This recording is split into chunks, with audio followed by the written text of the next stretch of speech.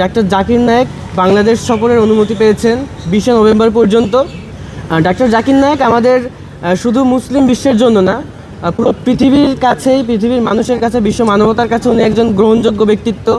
উনি আমাদের কাছে একজন মহান ব্যক্তি। হাসিনাকে যদি ফিরিয়ে দেয় তো রাজেসি, কোথায় যায় মানে কোথায় রাম রাম আর কোথায় ট্যাম ট্যাম, এরকম একটা কথা আছে।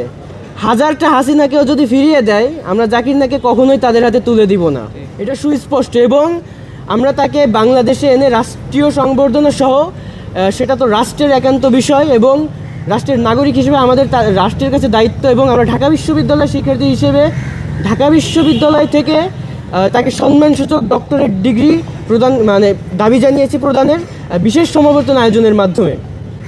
এবং এটার মাধ্যমে আমরা মনে করি ঢাকা বিশ্ববিদ্যালয় এবং বাংলাদেশ বিশ্বের কাছে একটা নতুন করে মর্যাদার আসনে অধিষ্ঠিত হবে। এবং ডক্টর জাকির নায়েককে নিয়ে ভারতের যে মন্তব্য, এটাকে কড়া একটা জবাব হিসেবে আমরা তাকে দিতে চাই ভারত। এটাই নয়, ডাক্তার জাকির নায়েককে কিংস ফয়সাল যে পুরস্কার, সৌদি আরবের সর্বোচ্চ সম্মাননা যেটা, সেটা দেওয়া হয়েছে। এবং তিনি যে শুধু ইসলাম প্রসারের কাজেই কাজ করেছেন এটা না, উনি বিশ্ব মানবতার জন্য ইউনাইটেড এইড গঠন করেছেন, যেখান থেকে হচ্ছে পুরো পৃথিবীতে হাজার হাজার শিক্ষার্থীরা বৃত্তি পাচ্ছে, তরুণরা সহযোগিতা পাচ্ছে এবং তাদেরকে স্বাবলম্বী করে তুলছে।